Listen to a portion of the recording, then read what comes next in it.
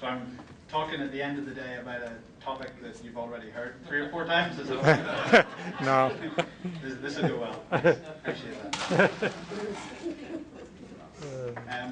I have tried to keep this pretty light. I mean, I know you guys have been here all day, and I'm not really sure what the spectrum of the group is and what you guys are trying to get out of this. So I've kept it pretty broad, some kind of high-level points from my perspective, what I'm seeing, things that I see work well, and do keep it interactive. You know, do jump in and ask me questions as we're going through and all those sorts of things, because I want you guys to get as much out of this as you can. Let me just get myself set up here.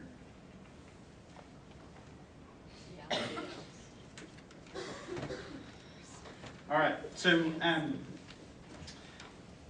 that's not me set up. Screen. Yeah, it's fine. All right, here we go.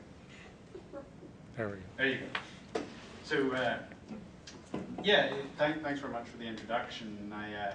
I don't want to dwell too much on us and the agency and me and those sorts of things. I just want to dive straight in and you know, get into how you guys should staff and manage social media. Just to kind of go a little bit into the way I think about it, and I do come to social media from a marketing perspective. I definitely have that taint. That's what I do with brands.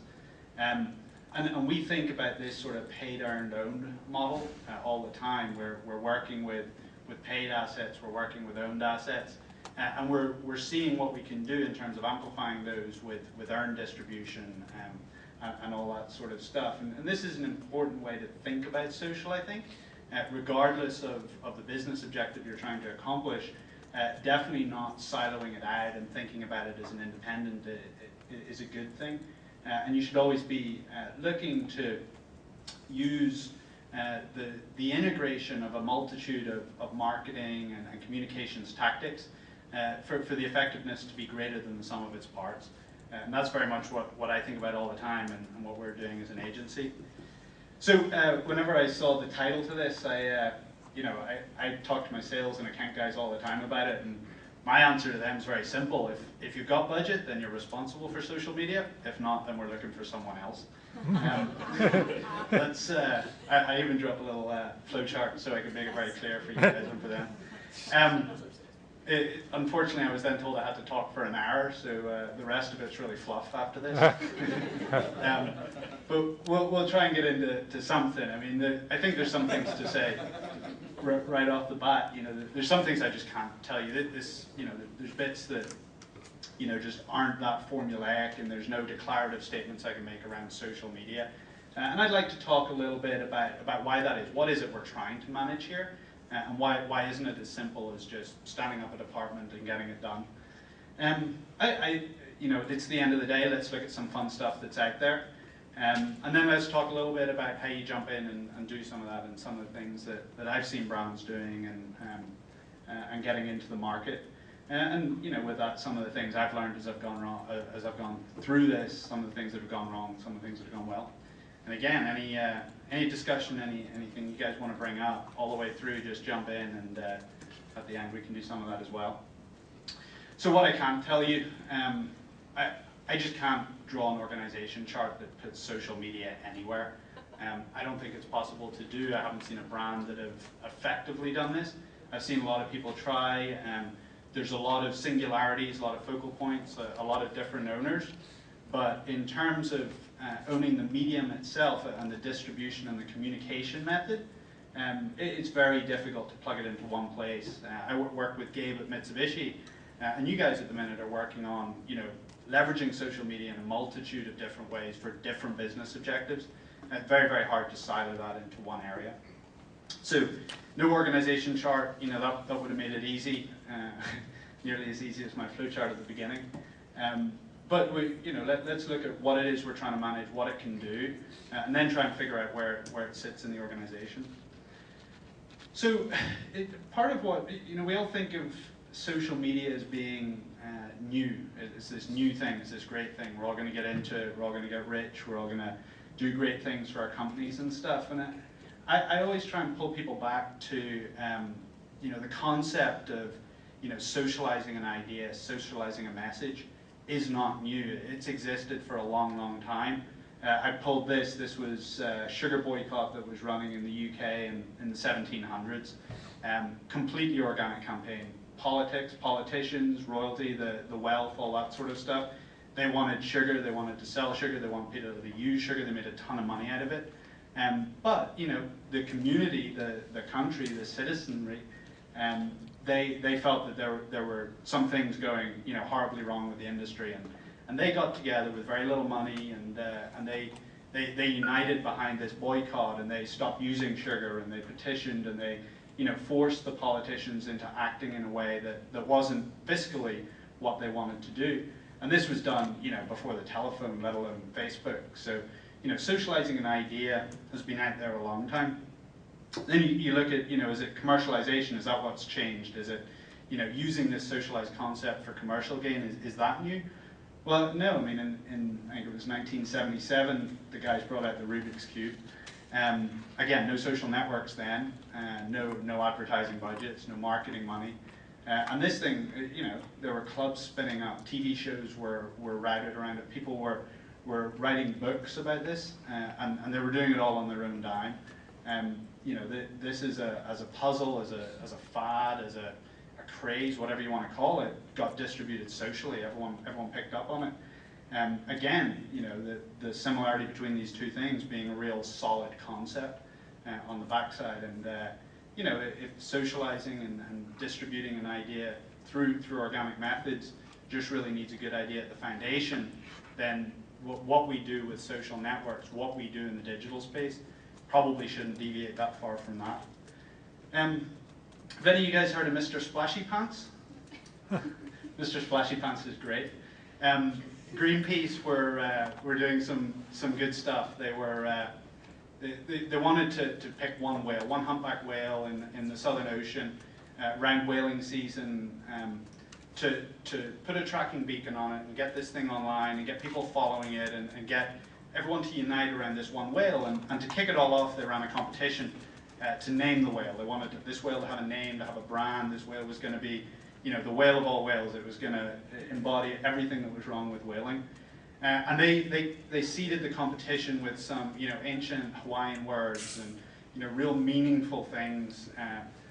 And their hope was that people would vote on these names and the right name would be picked, and then all of their press releases and all of their organic publicity and all that sort of thing would be around this really meaningful word. But part of the competition was user-generated content, and immediately someone came up with Mr. Splashy Pants. And as fast as they came up with it, all the votes went there. I think at the deadline of the competition, 75% of the votes were on Mr. Splashy Pants. And Greenpeace hated it. They said, no, this is wrong. We're going to spend our year campaigning around this. We can't possibly use Mr. Splashy Pants. So they said, no, we're going to extend the thing. That was funny, guys, but we're going to extend this, now vote for real. Then the whole internet got all feisty about Mr. Splashy Pants, and he started getting punchy about the whole thing. And I think by the time the next deadline rolled around, all of the social networks had got behind this. Everyone had put it in their logos and all that sort of stuff. And it had gone from 75% of the vote to 95% of the vote. And Greenpeace just had to concede. But it worked, and Mr. Splashy Pants is out there. He is the humpback whale that Greenpeace is following, and he's been on the homepage of CNN, he's been on the homepage of BBC. Greenpeace have done what they wanted to do behind it, and that's bringing it forward. The concept was good, people did want to get behind the cause, and in today's world it can happen fast, and the communities are getting ownership of it. And to that end, what is different about today? If people were doing this stuff a long time ago, what's changed? How many of you guys have seen the Socionomics video? Have you all seen this at some point? I like it. I like bits of it. I'm not going to kind of let it play and make you guys all watch it. I think it goes on for 3 or 4 minutes, but it calls out some great stats. And it is the end of the day, and I didn't want to barrage you guys with graphs and all that sort of thing. I think this does a good job of pulling some things together. But one of the things that it really highlights as it goes through is the fact that the speed at which things are happening today. is just mind-boggling. Things are happening faster and faster all the time. And with that, maybe that's what we got to get our organizations wrapped around. How do we handle things at this tremendous pace that didn't exist before? The Rubik's Cube came out in 1977, but it was really 81, 82 before that craze took off. Mr. Splashy Pants was released, and 1 week later, the whole social arena on the web was behind it. And that's definitely a challenge. That's something we got to think about. And I think as you guys are working within your organizations, as you guys are looking to what you can do with social media, you got to think about how you handle that sort of speed. You guys want me to let this play out? You interested? I'll take that as a no. So what are some of the good things that have been going on out there? And I wanted to pull in a couple of what I think are good case studies in the field. Nothing revolutionary. I haven't gone into the back room and pulled out sort of industry inside secrets and all that sort of stuff.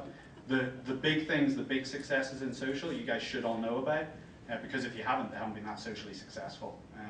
And I think the inauguration and what CNN did around that was phenomenally successful.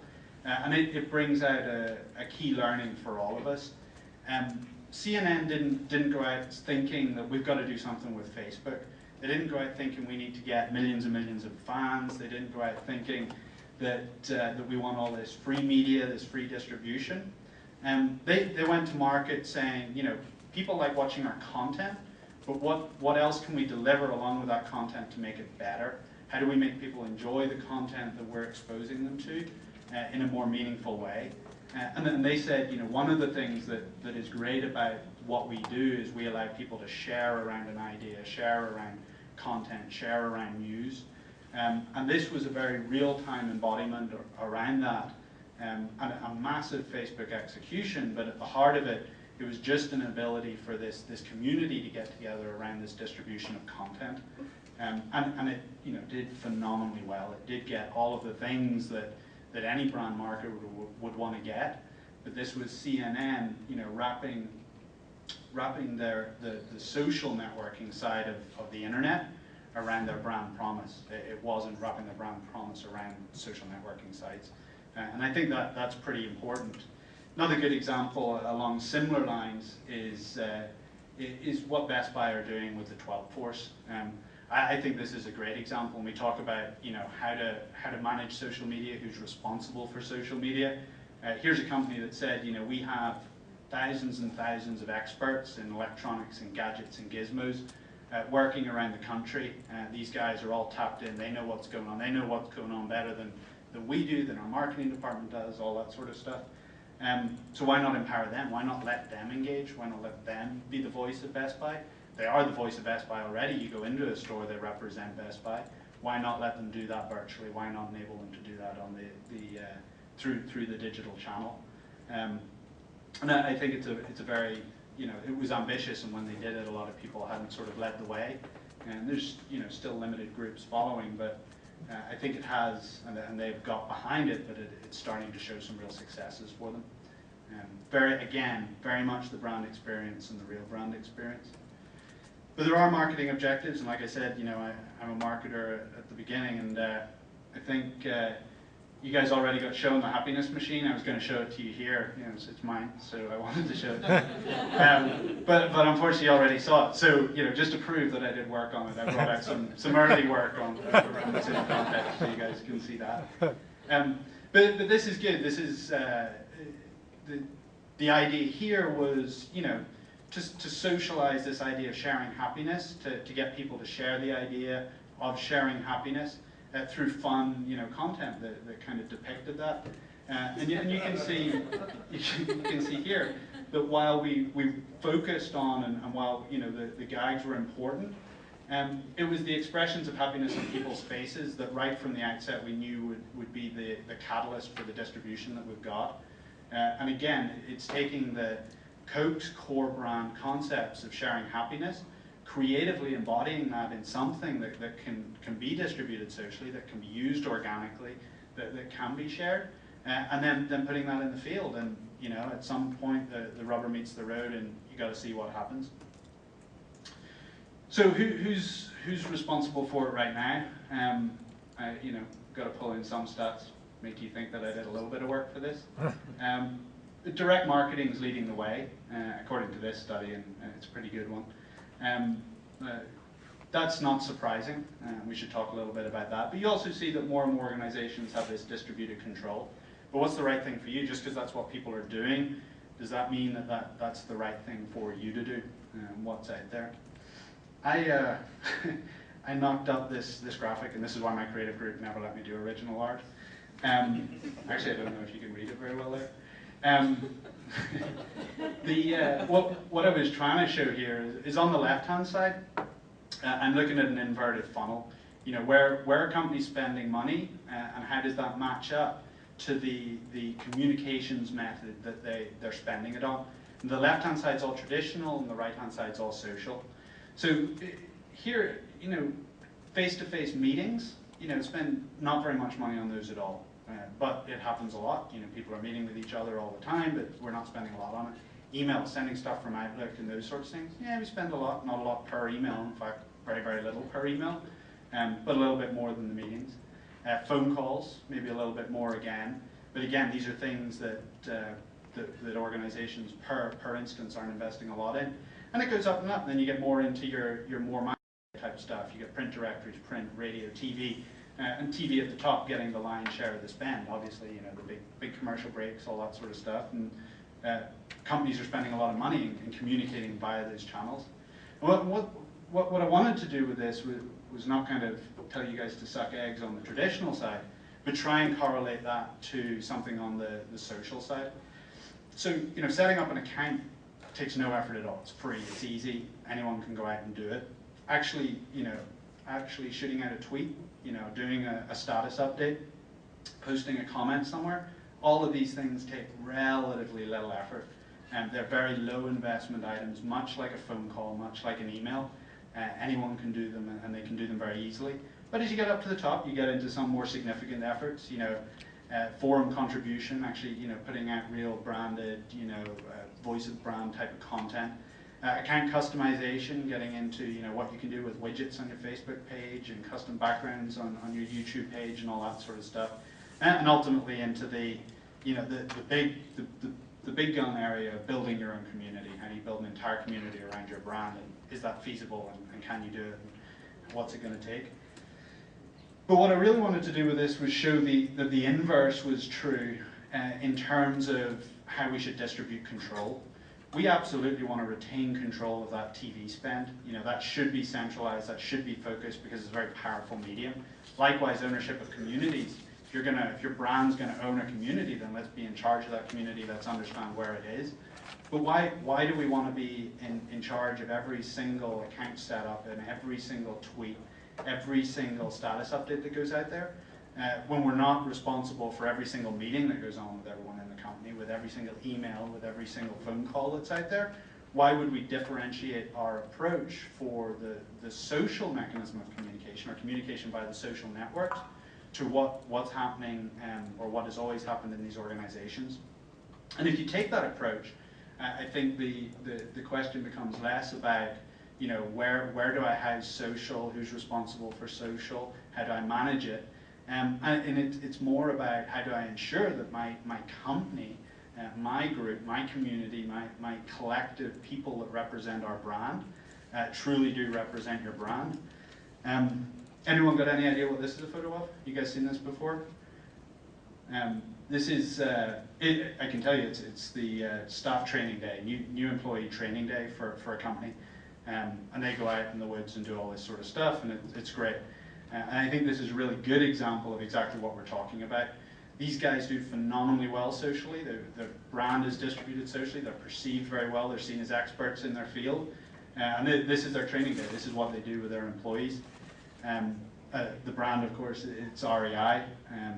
These guys set themselves up to be the embodiment of everything that's outdoors, everything that's recreational.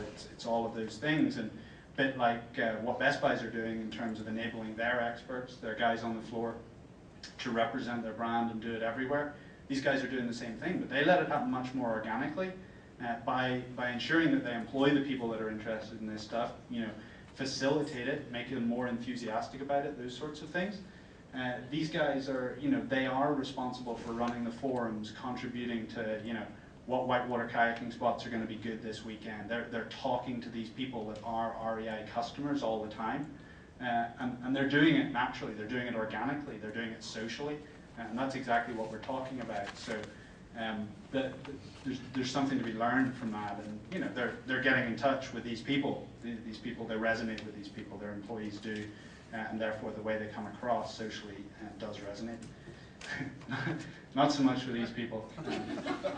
That's all I've got to say about that slide.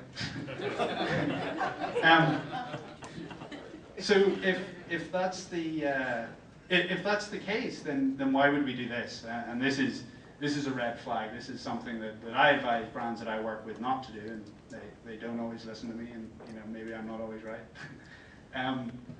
But you don't want to hire the Twitter intern, right? You don't want to put junior people in charge of all of your company's distribution of message, distribution of brand. Why would you take, you know, the years, the collective years, collective hundreds of years, collective thousands of years of experience that you might have within your organization, and funnel it through someone that's been there a month for very little money, very little training, and no guaranteed enthusiasm or knowledge and all those sorts of things.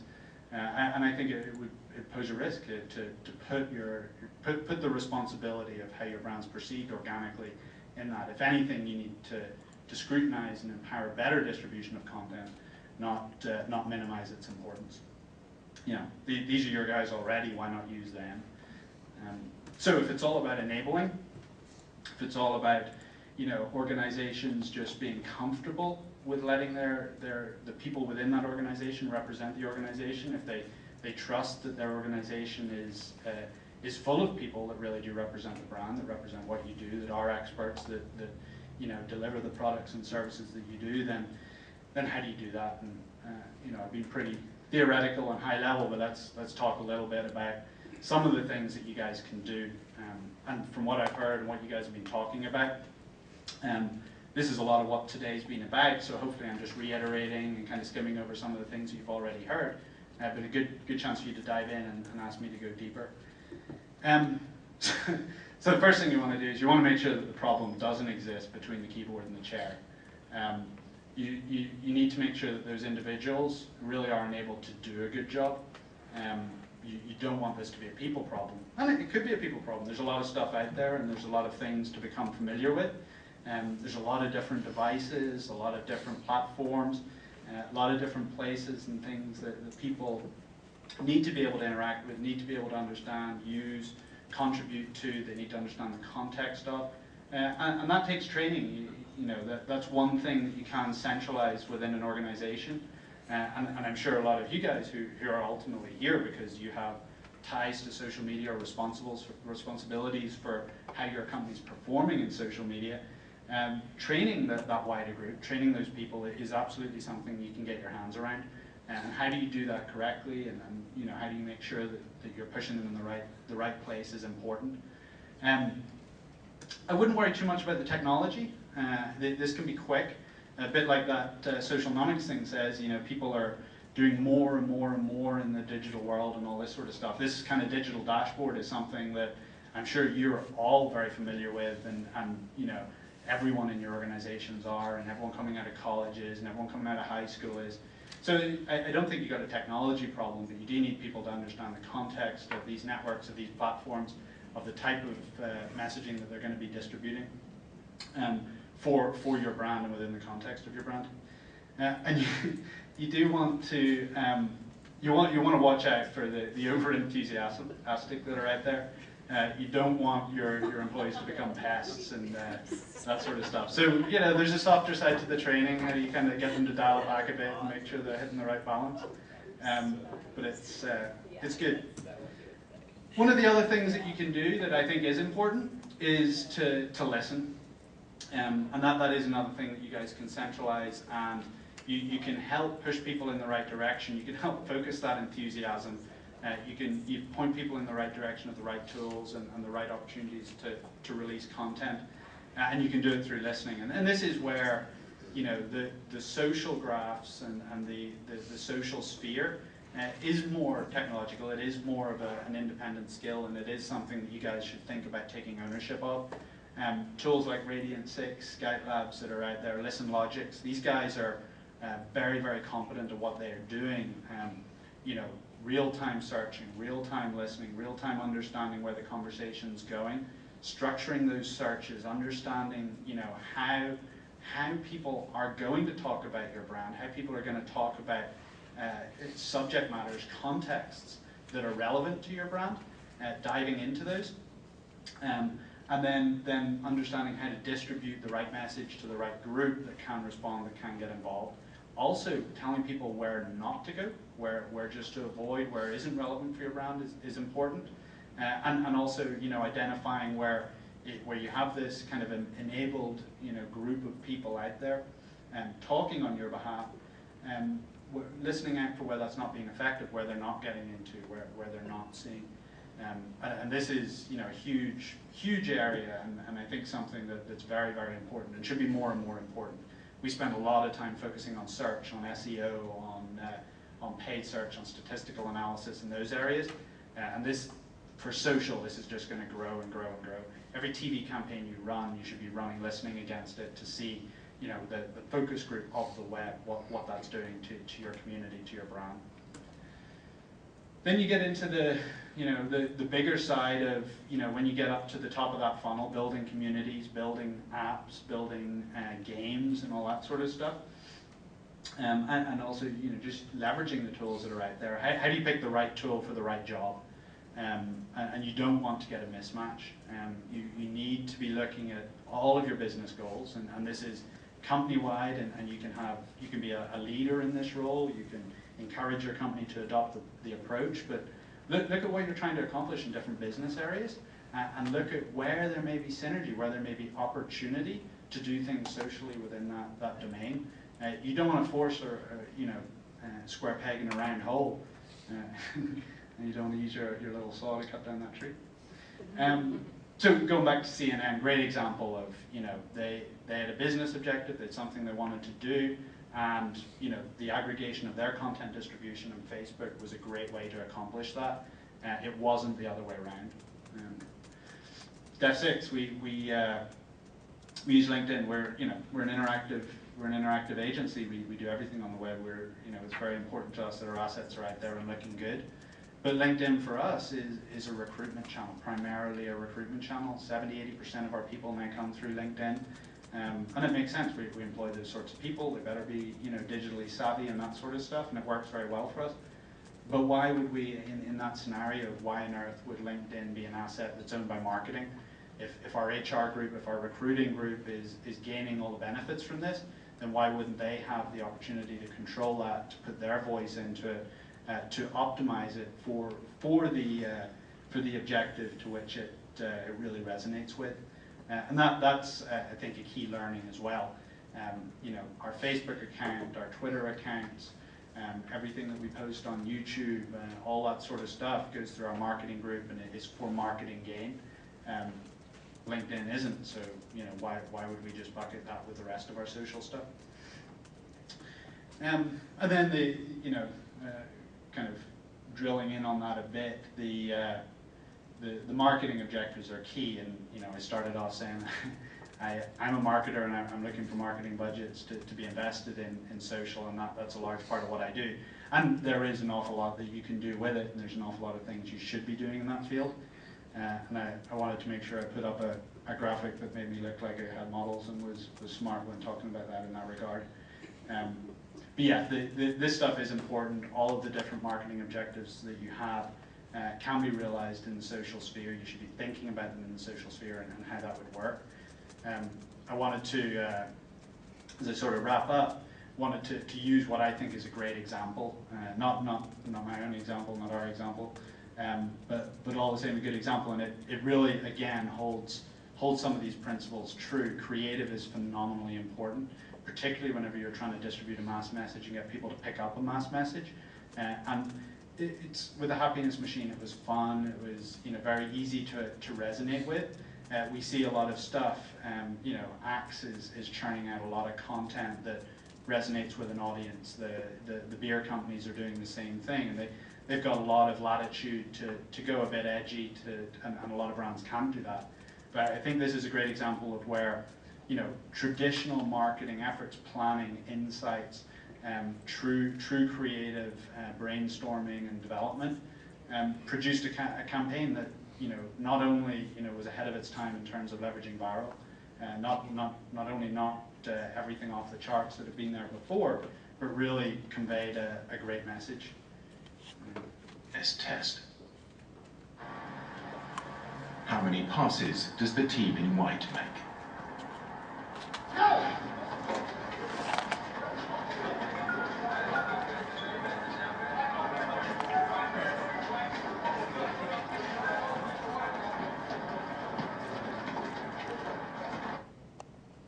The answer is 13. But did you see the moonwalking bear? No!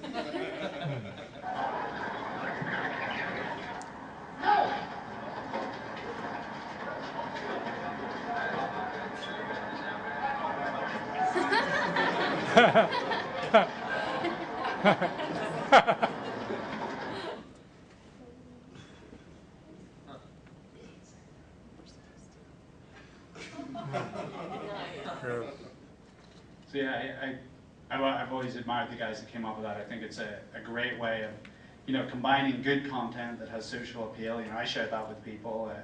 Hopefully you guys will go and look for it whenever you come out of this. But the message is very real, and it makes you resonate with it, and it's a very clever piece of creative. And that isn't, it's not clever use of YouTube, it's not, you know, clever use of commentary or blogs or anything like that.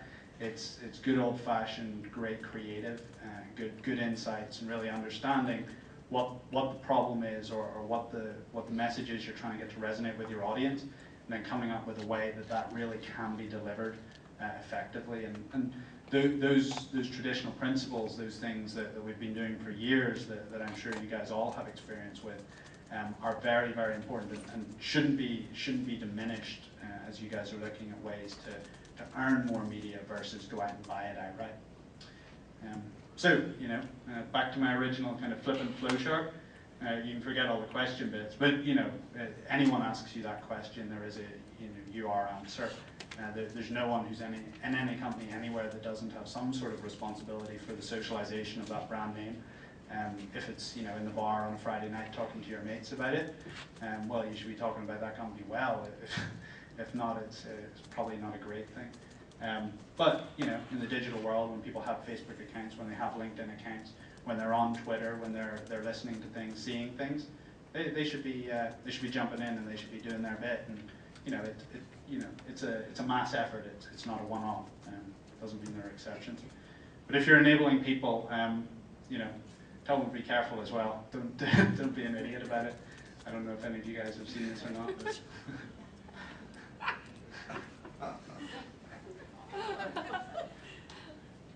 yeah, I just threw that in. Paul, we actually put this in our electronic communications training for our staff. You do? Like what not to do.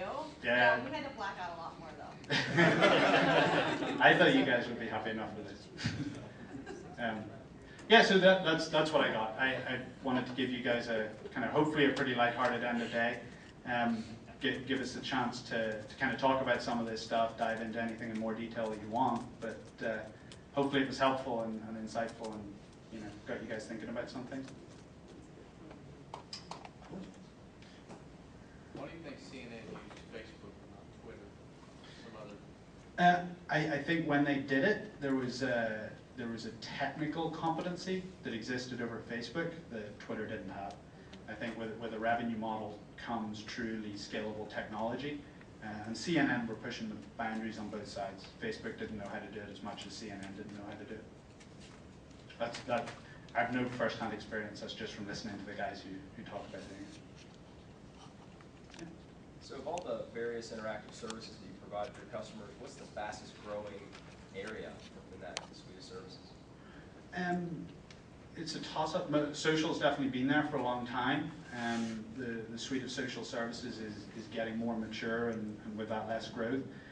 Mobile, I would say, is really ballooning right now. That doesn't mean it's exclusive to social. Like I've been saying through this whole thing, I think socialization of an idea is something that has much broader context than something that's siloed in one area, and we hold that central at the agency.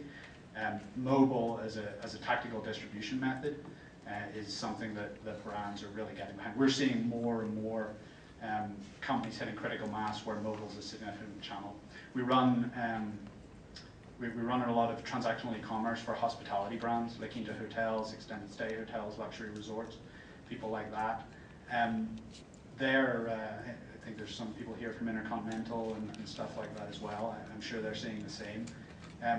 The booking engines are getting more and more traffic from mobile devices, revenues coming from mobile devices. We've been trying to push it there for years. We've been trying to capitalize on it. Now it's happening organically. And with that, brands are moving dollars to it, and as the dollars go there, we see it come into the agency.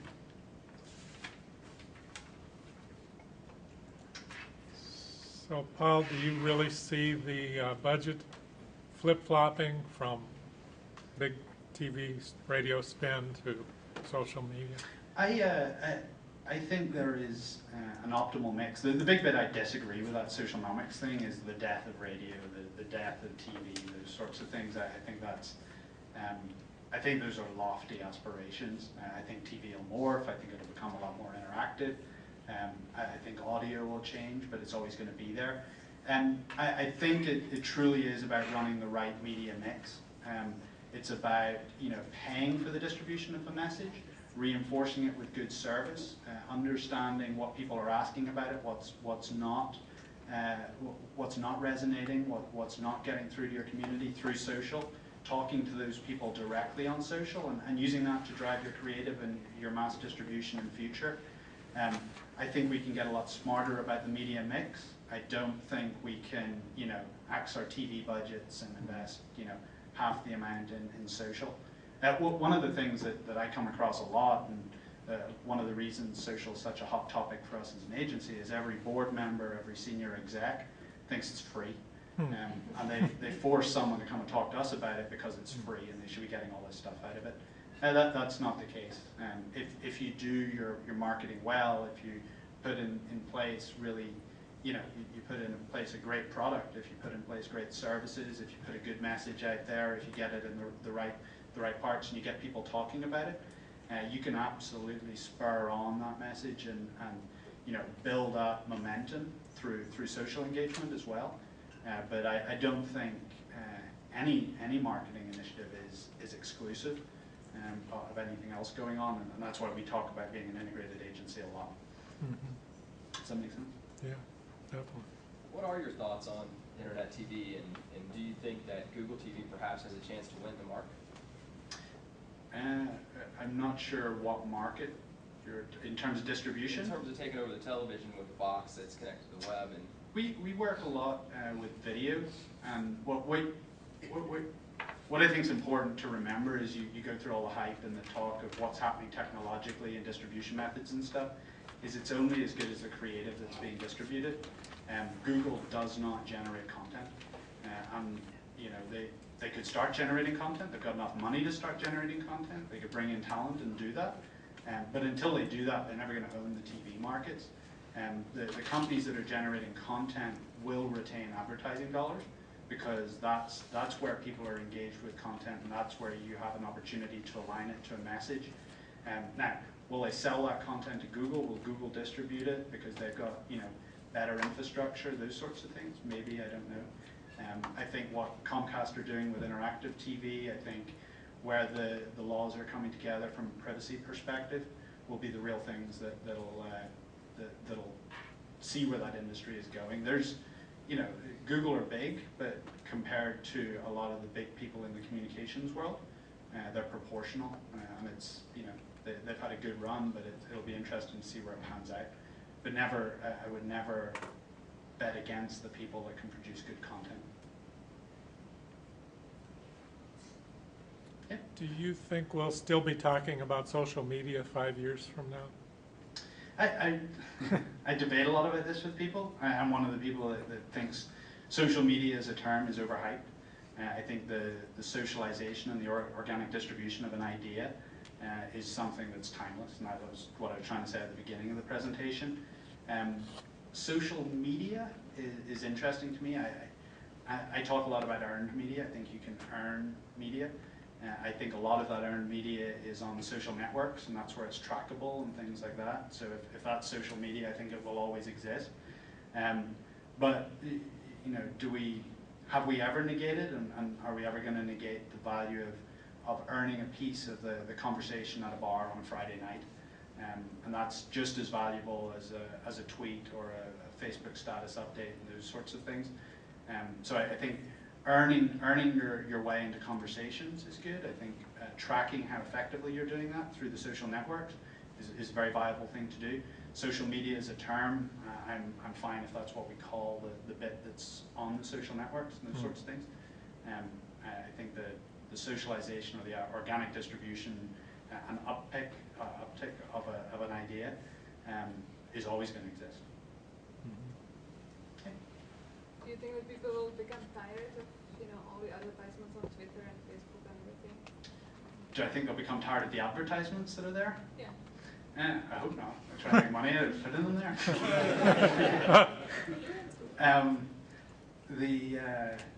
I think the digital advertising space is still young.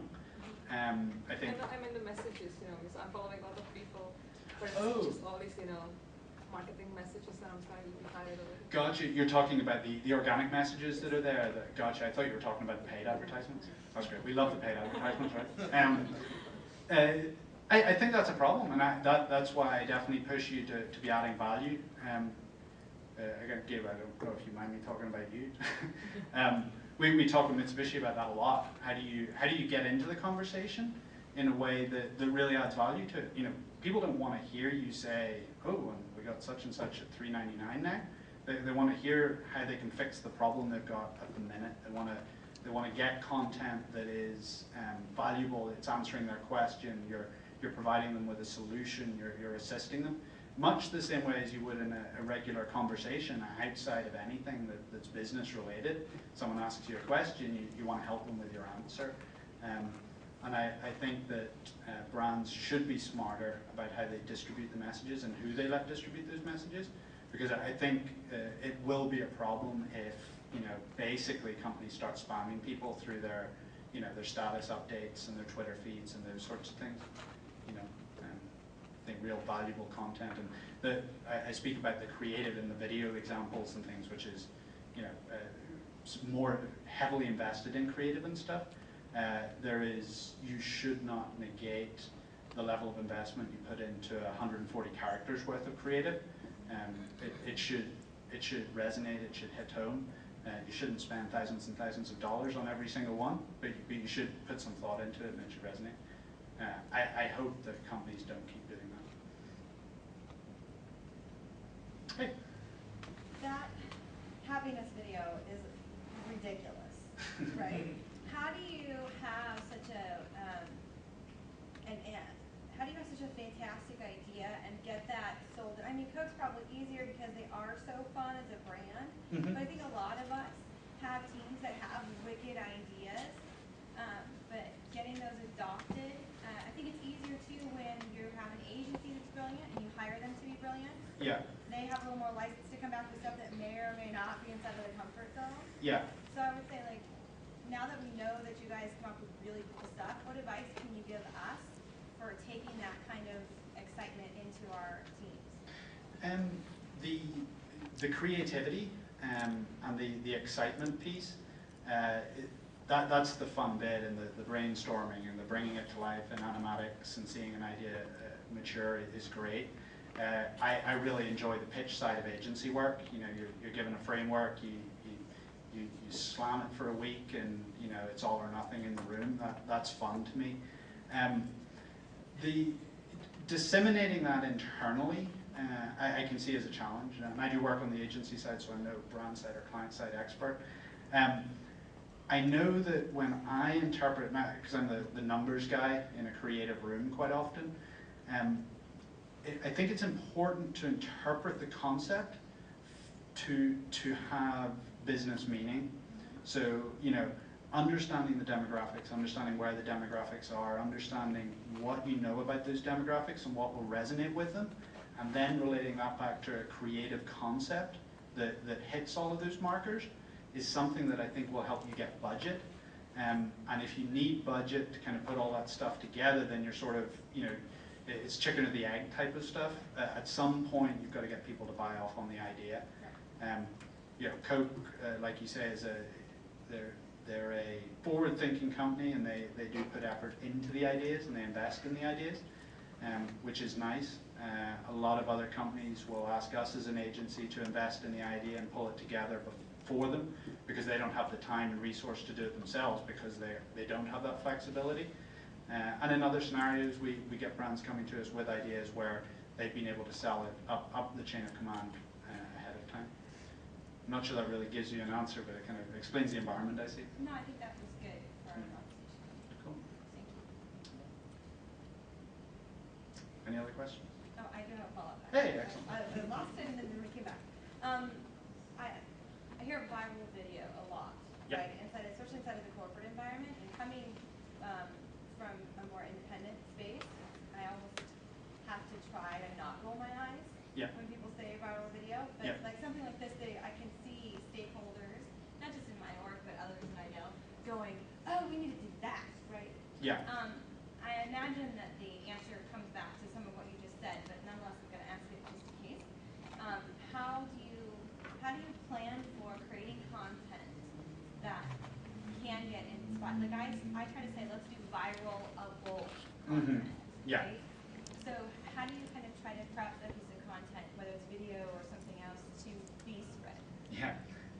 Carol Cruz over at Coke, I'm not sure if you guys have heard her say it, but she says it a lot. Viral's not a strategy, and if anyone comes to her with viral as a strategy, then she'll throw it out of the room. There's a leap of faith with investing in content without a guaranteed distribution mechanism, and that is ultimately what videos that are produced for organic distribution face. How can you overcome some of that? If you want something to be distributed organically, if you don't have media dollars behind it, if you can't put it on TV, if you can't run pre-roll and those sorts of things, what can you do? The first thing is over-investing in the creative. It's not, a lot of people think about, oh, I'm doing a viral video, therefore it can be cheap, it can be quick, it can be easy, I don't have to put much effort into it. That's completely the wrong mentality. The content has to be better, it has to resonate more with the audience you're going after. It has to resonate with them so much that they want to tell their friends about it. And the only reason they're going to tell their friends about it is if it makes them look good. People are pretty selfish about this stuff. They're not going to do it just because they like you, they're going to do it because it makes them look better. So investing in the creative is the foundation. And that's hard to do. That's hard to convince companies to do. There is a bit of middle ground in terms of paid distribution. Paid seeding and all those sorts of things are realities. You guys may or may not know about them, but a lot of what appear to be organic placements of YouTube videos on Facebook or on blogs and things like that are actually paid placements, and you can buy those placements per view. And if you do have enough money, you don't need to run it like a full media campaign, but you can seed a video in a short period of time and get yourself onto the top 25, the top 50 list on YouTube, on Yahoo, on those sorts of things. And that's what a lot of companies will do. The third way is leveraging your own assets. We were very fortunate with the Coke opportunity to have great creative and great owned assets. They have a lot of followers on Twitter, they have a lot of followers on Facebook, they have a YouTube channel that's frequented. And with those things, we were able to put it in the field and with virtually no dollars distribute it, or get it seeded, as we would say. But leveraging all of your owned assets, leveraging anything you've got internally as a way of getting the ball rolling is important. But it is, it's a pretty tough game in organic distribution of video. You have to get on those top 25 lists, and if you don't make it quickly, you're not going to make it, and you'll fizzle. How was the flow of traffic over time for that video? The Coke video? Mhm. Want me to show you? I can show you. Yeah, sure. And did you pay to seed it after production? The Coke video?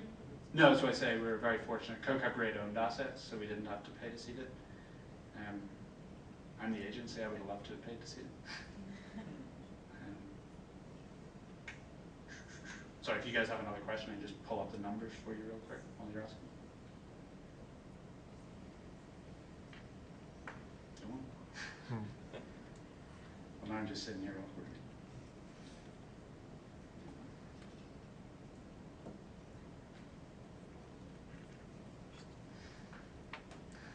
Was that shot locally? It was shot in St. John's in New York. Hmm. It's not our video production. Our Oh. agency's video production is out of New York. So. Okay.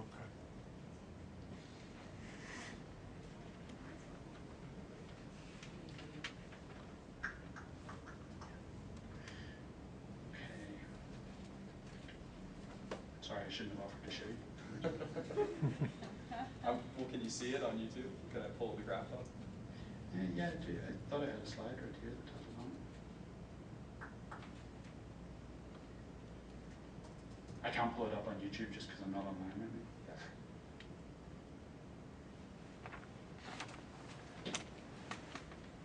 Did it exceed expectations? Your own? My own expectations? I always have high expectations. Yeah, did phenomenally well. Everyone's very happy. I'm very happy with it.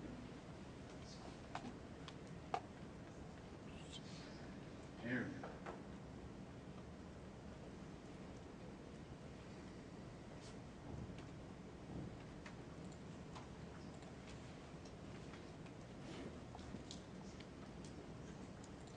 Yeah, I'm sorry, I'm not finding it for you.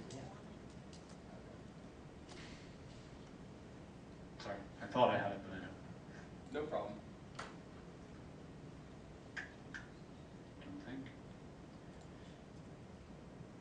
Oh, here we go. There you go, there's some stats. So the progression was very, very quick, and that steep rise is exactly what I'm talking about. And this kind of details out some of the placements that it gets on that raise up. So it doesn't capture all of them, but you see that some of the big sites had it placed on the homepage. So you got the Sports Illustrated one, some that aren't there, or MSN, Yahoo homepages, stuff like that. That's all about hitting that critical mass piece, getting onto the right directories at the right time, and that's what gives you your boost. But yeah, once you kind of come off those lists, then it levels out. If you don't get on those lists, if you don't get that steep rise at some point, you'll be that sort of level trajectory forever. That's what most videos that get placed out there look like. Any other questions?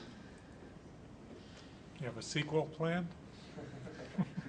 We're working with Coke on lots of stuff.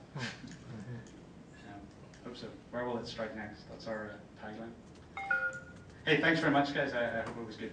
Thank you.